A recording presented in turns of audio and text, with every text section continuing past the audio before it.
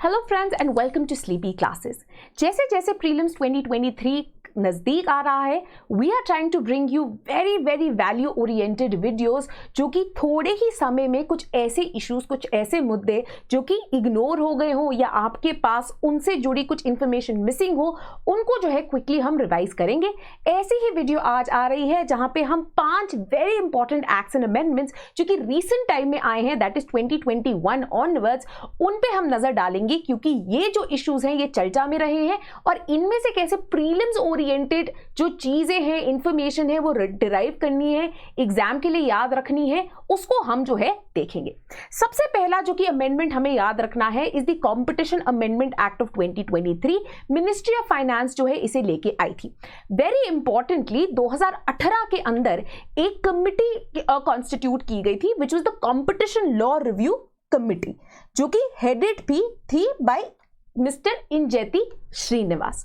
तो इन्होंने बहुत सारे रिकमेंडेशंस जो हैं आगे रखे थे with respect to the competition act of 2002, जो कि कंपटीशन को प्रमोट करने की कोशिश करता है in India's economic sphere and prevent करने की कोशिश करता है मोनोपोलिस्टिक या ऐसे ओवर डोमिनेंस की प्रैक्टिसेस बाय एनी इंडिविजुअल और एंटरप्राइज।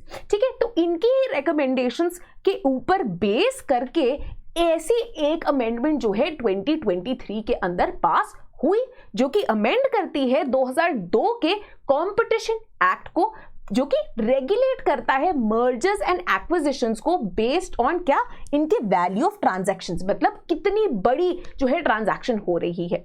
अब डील करते हैं ये विद ट्रांजैक्शंस जो कि 2000 करोड़ से ऊपर होती हैं। उनको अप्रूव कौन करता है? उनको अप्रूव करता है कंपटीशन कमीशन ऑफ इंडिया। अब इसी के अंदर जो है, जो ये अमेंडमेंट आई है, ये अमेंडमेंट एक्सपैंड कर देती है स्कोप उन एंटिटीज का जिसको जज किया जा सकता है, जिसको देखा जा सकता है under the anti competitive agreements. ठीक है, तो पहले क्या होता था कि सिर्फ ऐसी एंटिटीज या पर्सन्स जो कि सिमिलर बिजनेसेस में इंगेज्ड है, सिर्फ वो जज किए जाते थे to be a part of this anti competitive agreement, जहां पे मोनोपोलाइजेशन के जो है इंटेंशन नजर आ रहे हैं।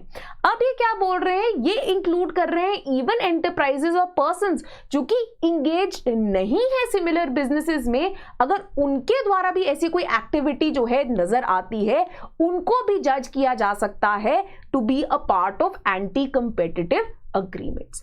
ठीक है, साथ ही में ये जो अमेंडमेंट एक्ट है ये प्रोवाइड करता है एक फ्रेमवर्क जिसके थ्रू सेटलमेंट एंड कमिटमेंट जो है तेजी से हो सके, ताकि जो इन्वेस्टिगेशंस कैरी आउट की जा रही हैं with respect to such anti competitive और abuse of dominant position seeking to establish a monopoly in market, उन इश्यूज को फटाफट रिजॉल्व किया जा सके। अब प्रीलिम्स के लिए एक और चीज क्या है याद रखनी थी, institution associated with this act which is competition commission of India. Now obviously ये क्या है, एक स्टैट्यूटरी बॉडी है बिकॉज ये बैक की गई है by what, by an act which is the act competition act of 2002।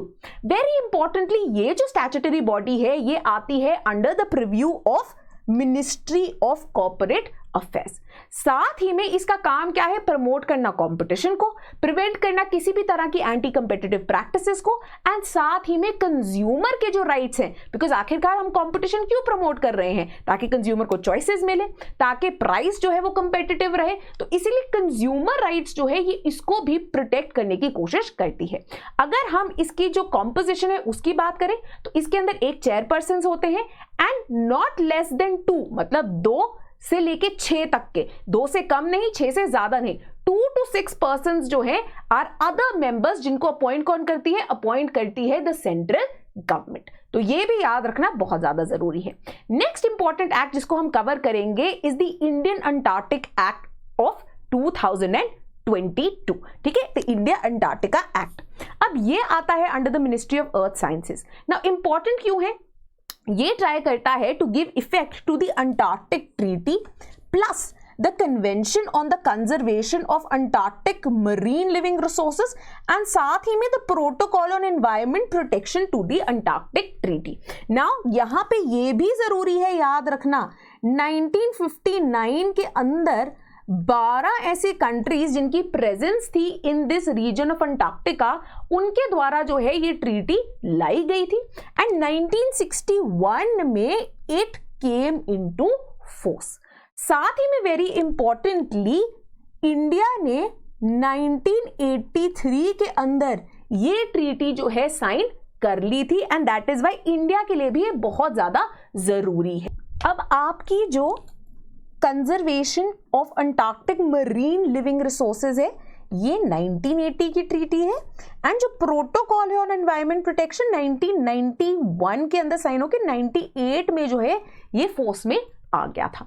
अब बिकॉज इंडिया जो है इज अ सिग्नेटरी, अब इन्होंने जो है ये एक्ट निकाल दिया है और जो प्रोविजंस है इस एक्ट के ये अप्लाई करेंगे to any person, vessel, aircraft जो कि इंडियन एक्सपीडिशन टू अंटार्कटिका का पार्ट है, ऐसी एक्सपीडिशन जो कि under a permit issued under this act जो है इशू की गई है। अब सेंट्रल गवर्नमेंट ने क्या करना है, उन्होंने एक कमिटी एस्टैब्लिश करनी है। कौन सी कमिटी? एक committee on Antarctic governance and environment protection, और इसको चेयर कौन करेगा? Secretary of the ministry of earth sciences. Importantly इसके अंदर 10 मेंबर होंगे जो कि एटलीस्ट ज्वाइंट सेक्रेटरी के रैंक के होंगे और कैसे होंगे? नॉमिनेटेड मेंबर्स होंगे वेरियस मिनिस्ट्रीज के। मिनिस्ट्रीज लाइक डिफेंस हो गया, एक्सटर्नल अफेयर्स हो गया, national centre for polar and ocean research हो गया, नेशनल सिक्योरिटी काउंसिल सेक्रेटेरिएट हो गया एंड साथ ही में 2 experts about the Antarctic environment and geopolitical field जो है वो भी इसके मेंबर्स होंगे और इनको नॉमिनेट करेगी सेंट्रल गवर्नमेंट।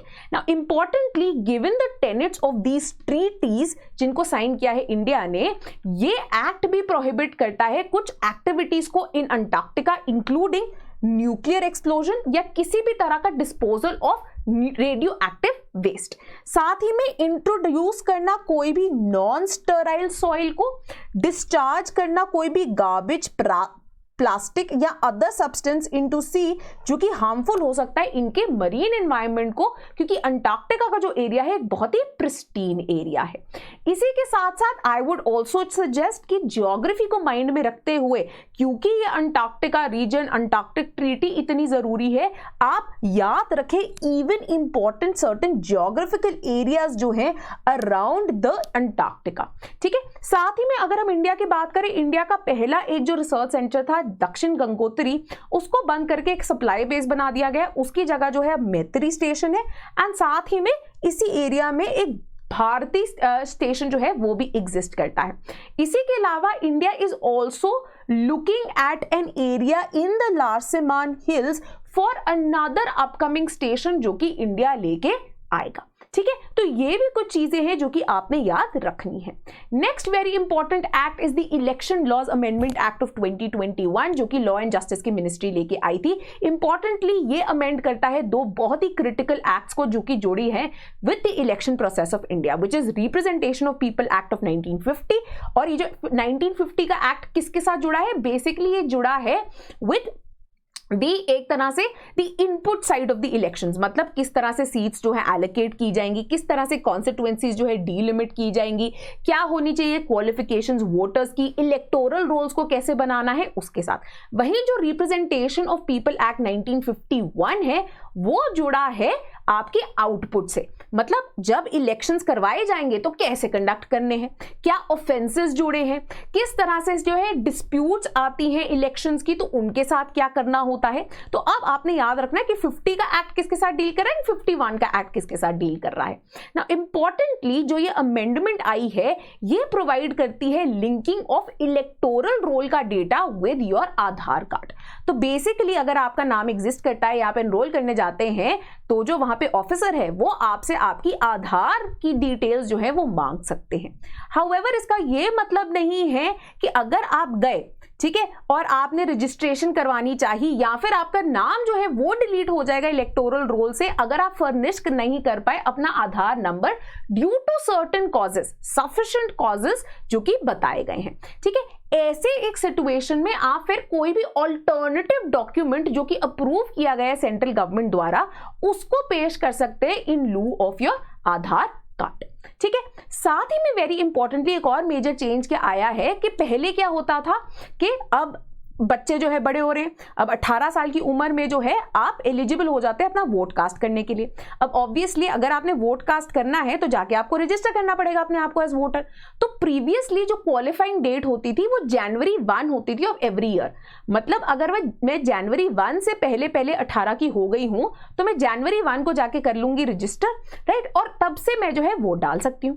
बट अब ऐसा भी हो सकता है कि मैं उन अनफॉर्चुनेट वंस से हूं जिनका बर्थडे जो है से जनवरी 2 को था या जनवरी 3 को था। अब क्या हुआ, बिकॉज ऑफ 2-3 डेज मेरी तो पूरी एक वोटिंग की जो क्वालिफाइंग डेट थी वो चली गई। मतलब I will have to spend another year without having to vote. तो अब इसने क्या चेंज कर दिया अमेंडमेंट एक्ट ने, इन्होंने 4 क्वालिफाइंग डेट्स जो है इन अ कैलेंडर ईयर वो ऐड कर दी है।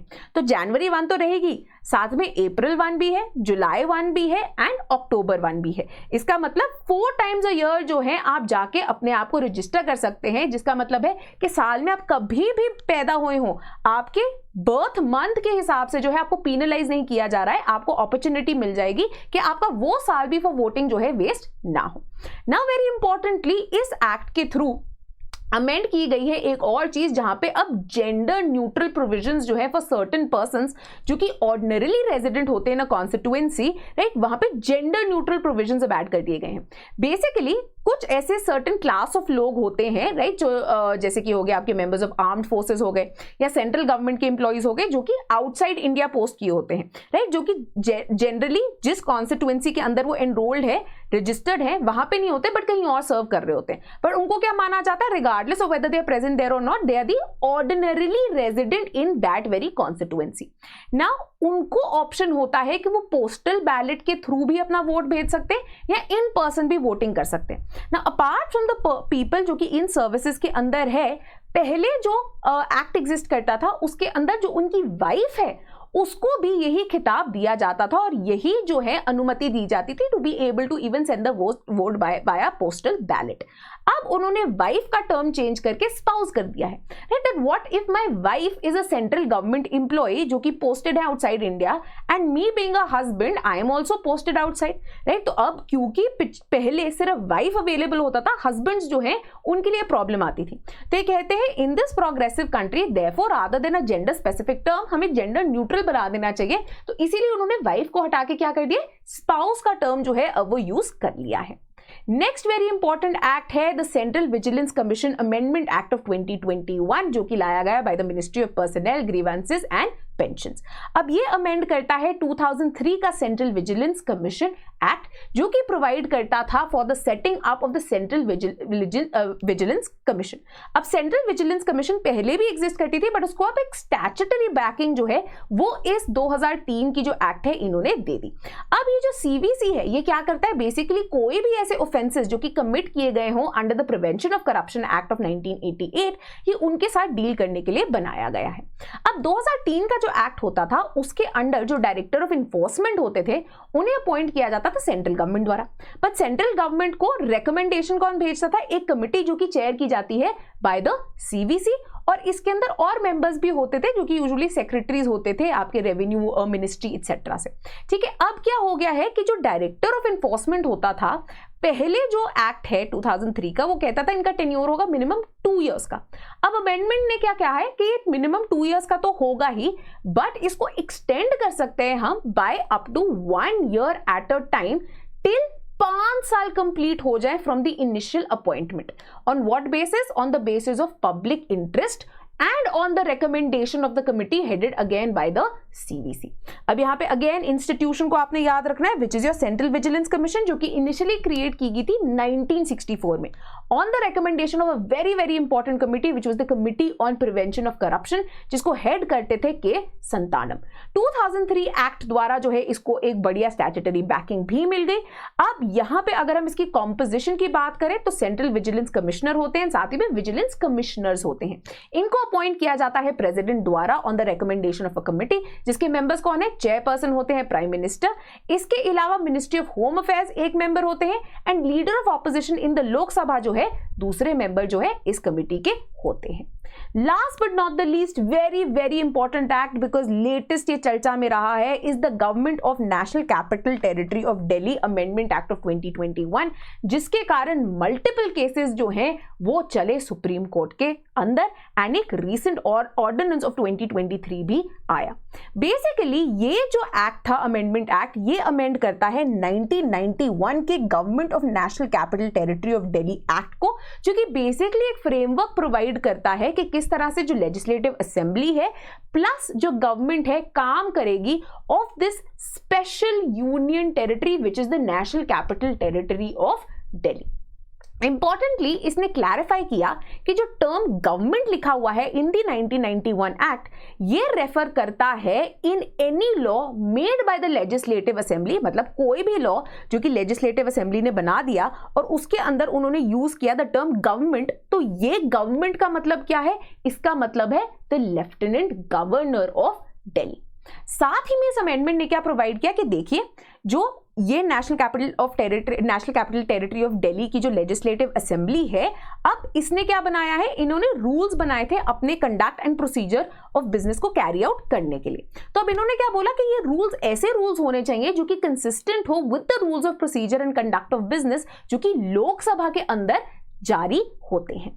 देन इंपॉर्टेंटली इसने प्रोहिबिट कर दिया लेजिस्लेटिव असेंबली ऑफ एनसीटी को कि आप कोई भी रूल नहीं बना सकते जिसके थ्रू आप अपने आप को या अपनी किसी भी कमिटी को एनेबल कर देते हो, पहला, to consider matters of day-to-day administration of the NCT Delhi या फिर to conduct any inquiry into administrative decisions। तो बेसिकली जो एडमिनिस्ट्रेटिव सर्विसेज है इन दिल्ली में एंड उनसे जुड़े जो डिसीजंस हैं उनकी पावर जो है इनसे वापस ले ली गई, एक मुद्दा जो कि फिर सुप्रीम कोर्ट के अंदर जो है पहुंचा, leading to the ruling in 2023 also. ठीक है, तो ये जो है याद रखना बहुत ज्यादा जरूरी है।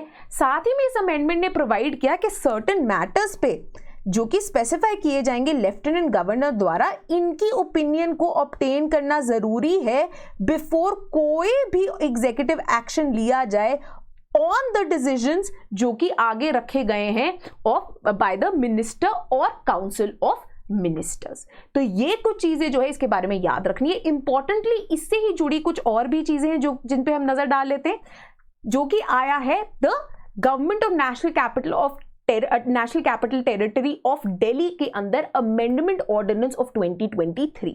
राइट, अब क्या हुआ था कि 2023 में सुप्रीम कोर्ट ने in the GNCTD versus union of India अपना वर्डिक्ट सुनाया, जो कि रिवॉल्व करता था around the issue of control on the administrative services in the NCT region. ठीक है, अब यहां पे सुप्रीम कोर्ट ने दोबारा एम्फसाइज किया that when we look at the pragmatic federalism जो कि वर्क कर रहा है इंडिया के अंदर, उसके अंदर जो एनसीटी है वो एक सुई जेनेरिस फेडरल मॉडल है।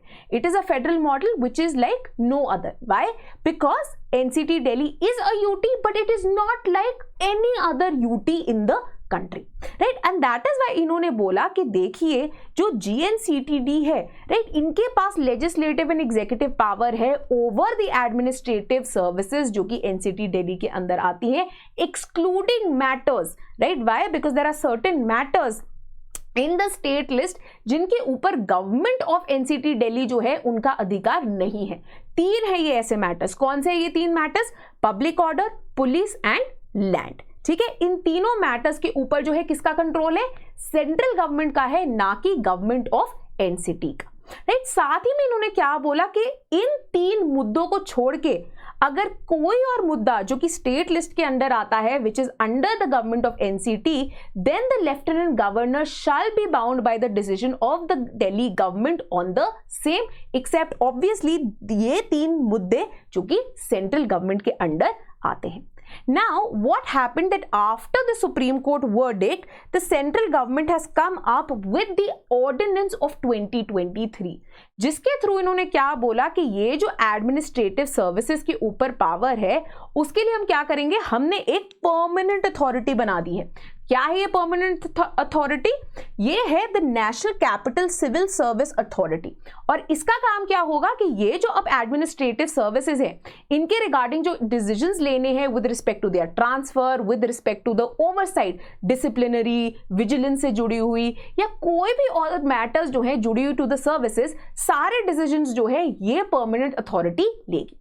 इसकी कॉम्पोजिशन क्या होगी? सबसे पहले obviously headed by the Delhi के चीफ मिनिस्टर, एंड इनके अलावा मेंबर्स होंगे chief secretary as well as the principal home secretary of the Delhi government. जितने भी मैटर्स हैं इस कमिटी द्वारा ही लिए जाएंगे, डिसाइड किए जाएंगे, किसके बेसिस पे? Majority of the votes of the members present and voting, ठीक है, जिसके बेसिस पे रिकमेंडेशन फिर भेजी जाएगी to the Delhi's lieutenant governor. In case difference of opinion है, मतलब मेजॉरिटी नहीं निकल पाती, राइट, अग्रीमेंट नहीं आ पाती इस परमानेंट अथॉरिटी में, देन जो भी डिसीजन होगा ऑफ द लेफ्टिनेंट गवर्नर वो ही फाइनल डिसीजन जो है ये माना जाएगा। तो ये बहुत इंपॉर्टेंट चीज है जो कि आपने याद रखनी है। Last but not the least, अपना मोराल जो है हाई रखें, रिवाइज करते रहें, कॉन्स्टेंटली जो आपने चीज़ें इकट्ठी की हैं उनको पढ़ते रहें। अगर आप हमारे क्रैश या आरआरसी के पार्ट थे, आई वुड अगेन एडवाइज, बहुत होलिस्टिक नोट्स है, कहीं और मत जाना, सिर्फ उन्हीं नोट्स को जो है कंटिन्यूसली आप रिवाइज करते रहना, एंड होपफुली जल्द ही आई एम श्योर प्रीलिम्स के अंदर जो है आपका रिजल्ट बढ़िया निकल के आएगा, ठीक है। तो प्रीलिम्स को अप्रोच करना काम कंपोज तरीके से, घबराना नहीं है हमने, and I am sure you will all and up doing very very well. Best of luck.